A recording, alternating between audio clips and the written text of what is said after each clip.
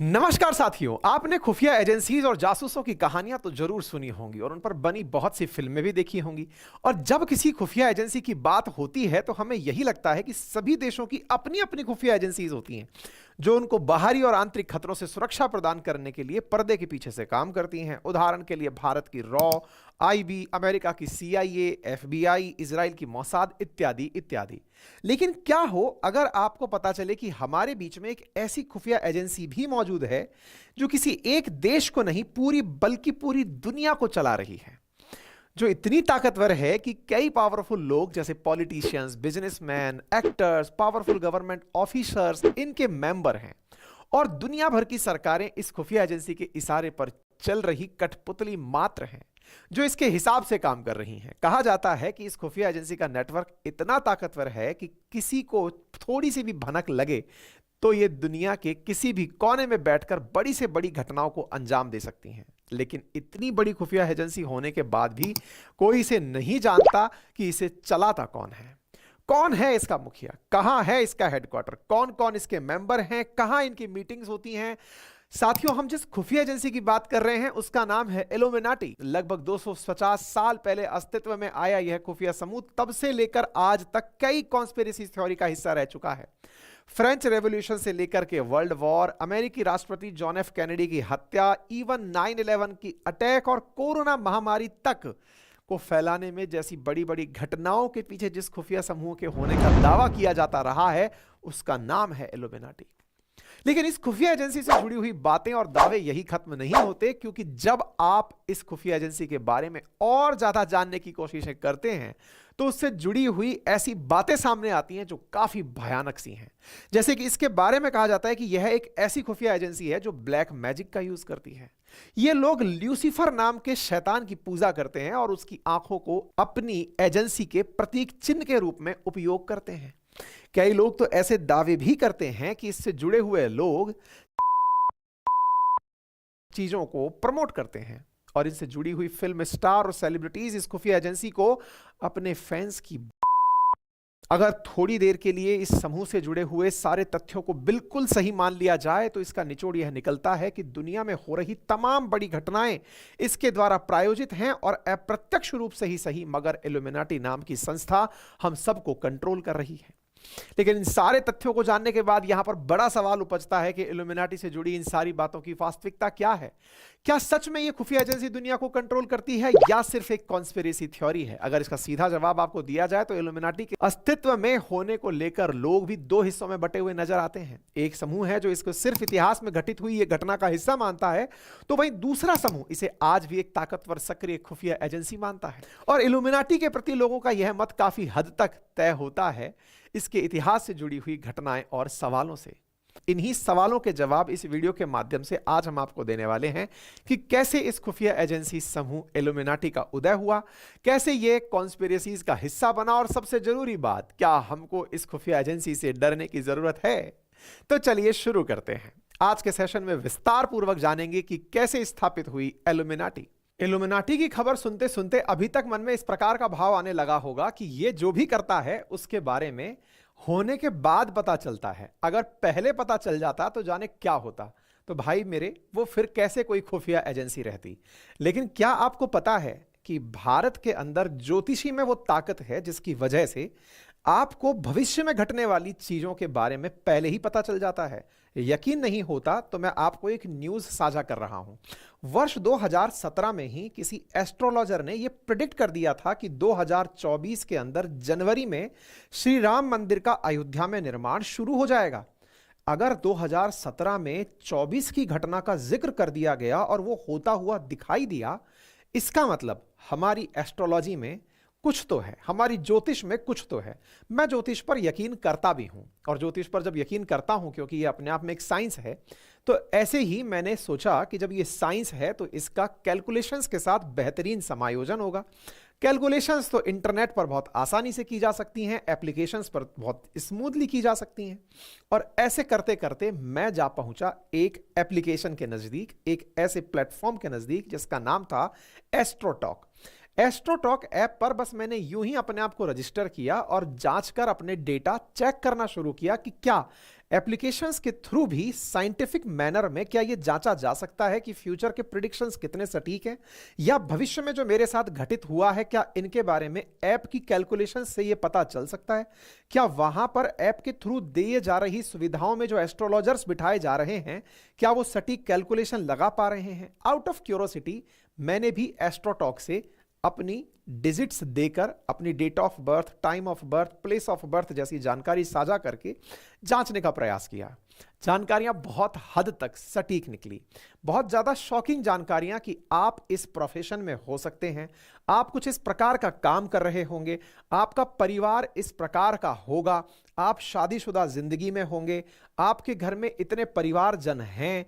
इस तरह की जानकारी जब मुझे पता चली तो मैं एस्ट्रोलॉजी पे ऑलरेडी यकीन करता था, लेकिन इसके साथ साथ एप्लीकेशन पर भी यकीन बढ़ा कि हां, ऐप के थ्रू भी बहुत से लोग एस्ट्रोलॉजी में बहुत अच्छी अच्छी सर्विसेज दे रहे हैं। अभी तक आप लोगों को इल्यूमिनाटी के बारे में जानकर भविष्य को लेकर फिर से चिंताएं बनना शुरू हो गया होगा कि क्या होगा यदि इल्यूमिनाटी ऐसे ही काम करते रहा, और क्या होगा अगर मैं ऐसे ही चलता रहा। यदि आपको अपने भविष्य के बारे में जानना है और ज्योतिष पे आपको यकीन है तो आप जाइए और एस्ट्रोटॉक पर जाकर अपने बारे में एस्ट्रोलॉजर से जानकारी मालूम कर लीजिए। लिंक कमेंट बॉक्स और डिस्क्रिप्शन में दिया हुआ है। साथियों, बात है शुरुआत की वर्ष 1776 की। जर्मनी के अंदर बावरिया नाम की एक जगह हुआ करती थी। वहां पर एक इंग्लोस्ताद यूनिवर्सिटी के प्रोफेसर थे जिनका नाम था एडम विशॉप। उन्होंने अपने कुछ स्टूडेंट्स के साथ मिलकर इसको एस्टैब्लिश किया। कई रिकॉर्ड्स के अंदर उनके इन स्टूडेंट्स की संख्या 4 बताई गई। कहते हैं कि प्रोफेसर एडम विशॉप ने अपने स्टूडेंट्स से इस समूह को हमेशा गुप्त रखने की बात कही और उनके स्टूडेंट्स ने उनकी इस बात को स्वीकार भी किया। इस तरह अपने 4 छात्रों के साथ मिलकर प्रोफेसर एडम विशॉप एक खुफिया एजेंसी की स्थापना करते हैं जिसका नाम रखा गया ऑर्डर ऑफ इल्यूमिनाटी। लेकिन यही नाम क्यों? इसका भी एक कारण है। असल में इल्यूमिनाटी एक लैटिन भाषा का शब्द है। इल्यूमिनेटस इसका प्लूरल है, यानी कि बहुवचन है। इल्यूमिनेटस का अर्थ होता है प्रबुद्ध या फिर ज्ञान से भरे हुए विशेष लोग। इस शब्द में इल्यूमिनाटी का अर्थ आता है कि बहुत ही ज्ञानी और विशिष्ट लोगों का कोई समूह है। अब यहां दूसरा सवाल आता है कि उन्होंने इस समूह को स्थापित क्यों किया? बड़ा सवाल है। अगर हम इस प्रश्न का उत्तर प्रोफेसर एडम के नजरिए से जानने की कोशिशें करें तो पता चलता है कि उन्होंने रेडिकल सोसाइटी को खत्म करने और सबको बराबरी का हक दिलाने के लिए शुरू किया था। प्रोफेसर एडम्स का मानना यह था कि लोग कैथोलिक सोच और चर्च के नियम कानूनों के चलते अपनी जिंदगी खुलकर नहीं जी पा रहे हैं। वह चाहते थे कि लोग धार्मिक नियम कानूनों, अंधविश्वास और रूढ़िवादी सोच से निकलकर अच्छा जीवन जिए, सबको समानता का अधिकार मिले और समाज को शिक्षित बनाया जाए। और जब प्रोफेसर एडम ने इस खुफिया एजेंसी की शुरुआत की तो जर्मन के शिक्षित लोगों का इसे समर्थन मिलना भी शुरू हुआ। धीरे धीरे सोसाइटी के लॉयर, डॉक्टर, टीचर्स जो कि थोड़े बहुत पावरफुल लोग थे इस समूह से जुड़ने लगे। लेकिन कुछ साल बाद ही बावरिया के प्रशासन को इस खुफिया समूह की भनक लग गई और बावरिया के प्रशासन को इस खुफिया एजेंसी से जुड़े लोगों के विचार अपने साम्राज्य के अस्तित्व के लिए खतरे की घंटे लगने लगे।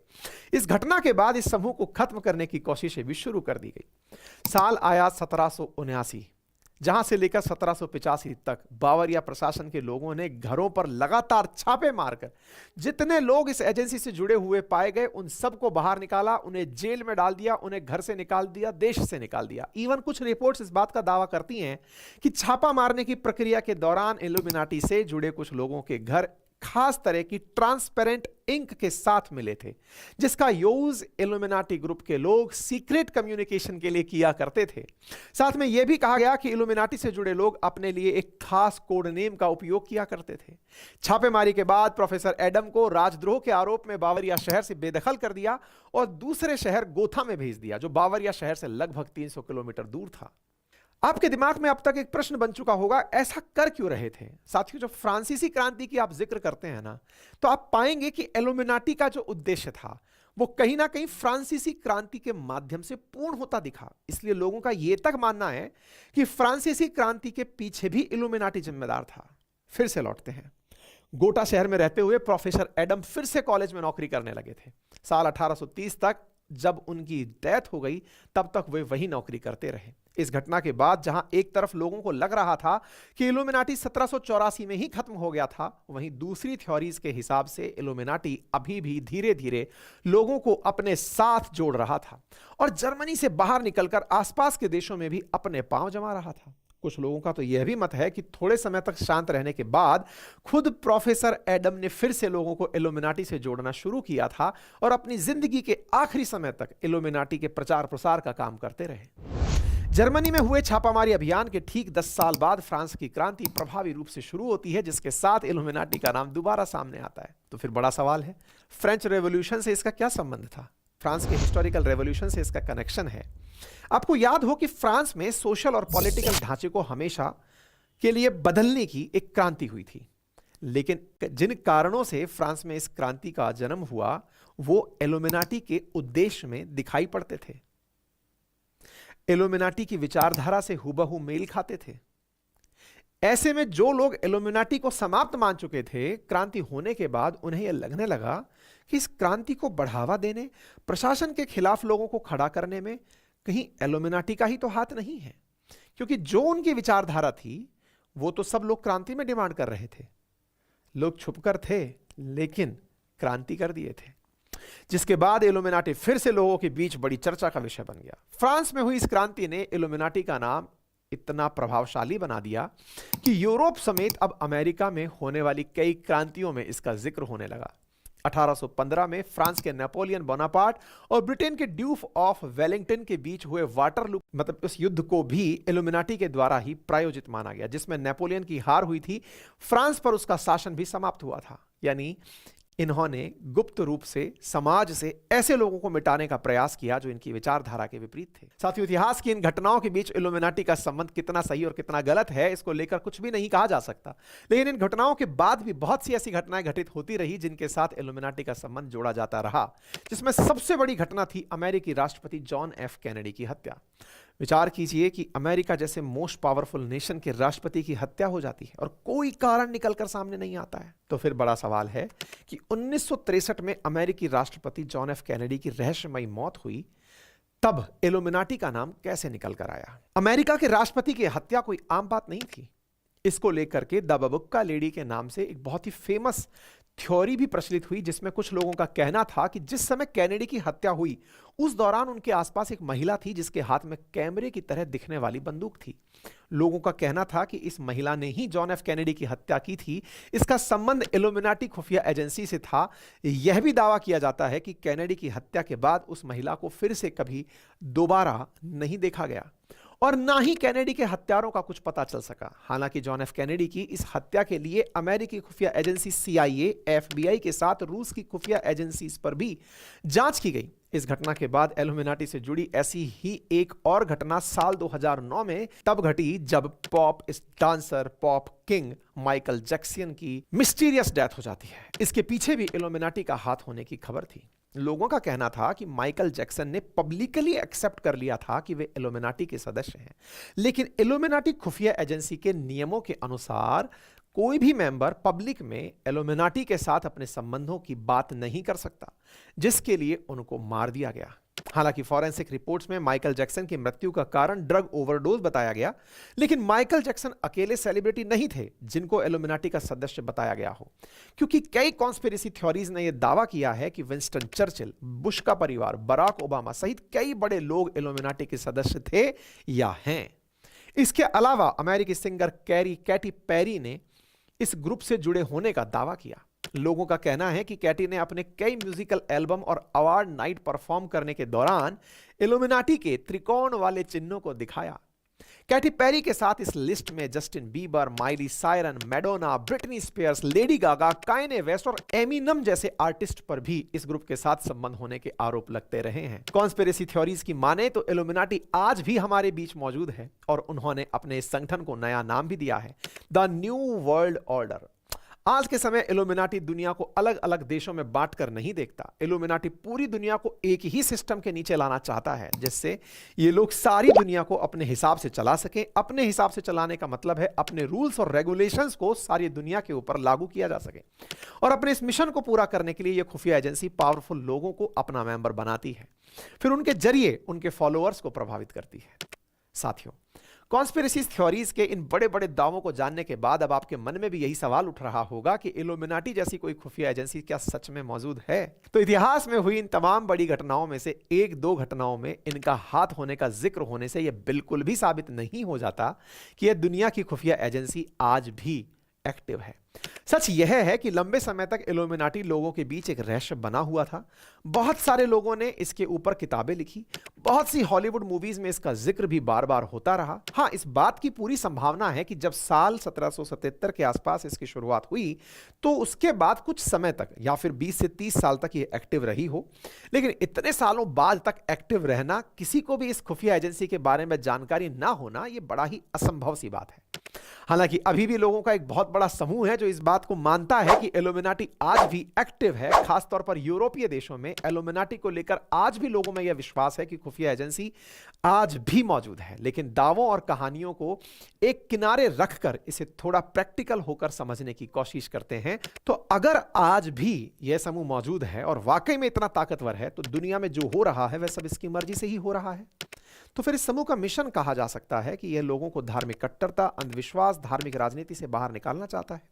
तो इनका यह प्रभाव कहीं पर भी नजर क्यों नहीं आता? क्यों आज के समय में भी बहुत सारे देशों में धर्म के नाम पर कट्टरता अपने चरम पर है? क्यों बहुत सारे देशों में आज भी आतंकवाद से लोग पीड़ित हैं? क्यों मिडिल ईस्ट पूरी तरह से अशांत है? वहीं दूसरी ओर अमेरिका और चाइना जैसे देश कमजोर देशों को तबाह कर रहे हैं। तो कहां है ये इल्यूमिनाटी? और एक प्रकार से उनका शोषण ही कर रहे हैं। अब यह सवाल उठता है कि अगर इल्यूमिनाटी सच में है तो यह अत्याचार होता हुआ देखकर ये सब होने से क्यों नहीं रोक पाते? अपनी ताकत से उन्हें रोकना चाहिए। और ये तो हमने कुछ ही घटनाओं का जिक्र किया। दुनिया में ऐसी रोज घटनाएं होती हैं जो इल्यूमिनाटी के विचारों के विरुद्ध हैं। तो ऐसी घटनाएं रुक क्यों नहीं रही? तीसरी बात यह भी है, जो भी इस समूह से जुड़ी हुई बातें हैं, जैसे उनका चिन्ह ल्यूसीफर, शैतान की आंख, ये लोग शैतान की पूजा करते हैं, ब्लैक मैजिक यूज करते हैं, उनके मेंबर्स अपने फॉलोअर्स की बलि देते हैं, इत्यादि इत्यादि।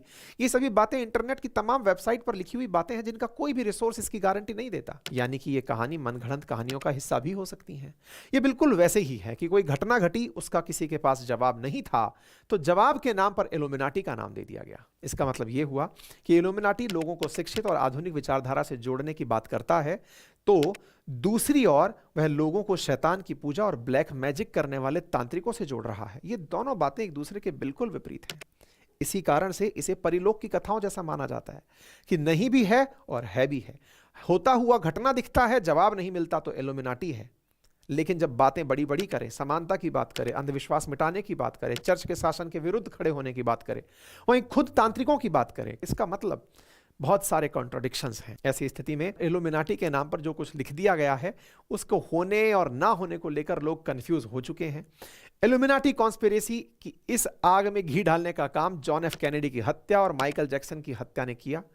किसी आधार पर इल्यूमिनाटी के ऊपर उन्हें मर दिया गया। इसके अलावा कोविड महामारी जैसी घटनाओं को भी, जिसका कोई पुख्ता प्रमाण नहीं मिलता कि ये कैसे हुई, किसके द्वारा की गई, सारी घटनाओं का संबंध धीरे धीरे सीधे सीधे इल्यूमिनाटी से जोड़ दिया गया। आप इतिहास में घटित हुई इन सारी घटनाओं को देख लीजिए जिनसे इल्यूमिनाटी का नाम जोड़ा गया हो। उनका कारण आज तक स्पष्ट नहीं है। क्यों हुए, किसने किया, क्यों किया? जब इन सारे सवालों के जवाब ना मिले हों तो इल्यूमिनाटी को लाकर सामने खड़ा कर दो। अब यह जानबूझकर किया गया या कुछ कॉन्स्पिरेसी थ्योरिस्ट के द्वारा यह स्थापित किया गया, इसका जवाब देना तो हालांकि थोड़ा असंभव है, पर कहीं ना कहीं तो इसकी शुरुआत होती ही है। इसके साथ बहुत से लोगों ने इल्यूमिनाटी का उपयोग अपनी किताबों को बेचने, उनके लेखों को पॉपुलर बनाने के लिए और सिर्फ मनगढ़ंत कहानियों का हिस्सा भर बन जाने के लिए भी किया हो, तो इससे इनकार नहीं किया जा सकता। तमाम लेखकों का इल्यूमिनाटी के नाम पर इस प्रकार का प्रयोग, यह प्रभाव हुआ कि लोगों के बीच प्रसिद्धि के साथ साथ कॉन्स्पिरेसी थ्योरीज ने भी उनके दिमाग में अस्तित्व में होने वाली घटनाओं को या संभावनाओं को बिठा दिया। आज भी लाखों लोग मौजूद हैं जो कि बिल्कुल निराधार रूप से इल्यूमिनाटी के रूप में विश्वास रखते हैं और उन थ्योरीज को जीते हैं, बिल्कुल वैसे ही जैसे कि आपको आपके साए से डर सताए कि यह है भी और नहीं भी। कॉन्स्पिरेसी थ्योरी समाज के अंदर लंबा इतिहास रखती हैं। इल्यूमिनाटी भी उनमें से एक है। कुछ वर्षों की जो कॉन्स्पिरेसीज हैं, जैसे कि 2012 के अंदर दुनिया समाप्त होने की भविष्यवाणी हो, या कोविड पेंडेमिक के दौरान बिल गेट्स पर दुनिया भर की सरकारों को पैसा देकर के महामारी फैलाने का आरोप लगाना हो, इत्यादि। साथियों, अब आखिर में आपके सवाल का जवाब, मैंने वीडियो में आपसे पूछा था कि क्या हमको इससे डरने की जरूरत है, तो इसका जवाब भी संभवतः आपको मिल ही गया होगा कि जो चीज केवल इतिहास और कहानियों तक सीमित है तो उससे डरने की कोई जरूरत नहीं है। लेकिन हाँ, अगर हमें किसी चीज से डरने की जरूरत है तो वो है वास्तविकता में पॉपुलेशन, पॉल्यूशन, नेचुरल रिसोर्सेज का खत्म होना, बढ़ते हुए क्लाइमेट चेंज से प्रभावित होती हुई अर्थव्यवस्थाओं का। इन सभी चीजों का जो आज हमारे बीच में एग्जिस्ट करती हैं, हमें आवश्यकता है इनसे पड़ने वाले इंपैक्ट की चर्चा करने की। ये था आज का हमारा वीडियो इल्यूमिनाटी पर। आपको ये जानकारी कैसी लगी जरूर कमेंट बॉक्स में बताइएगा।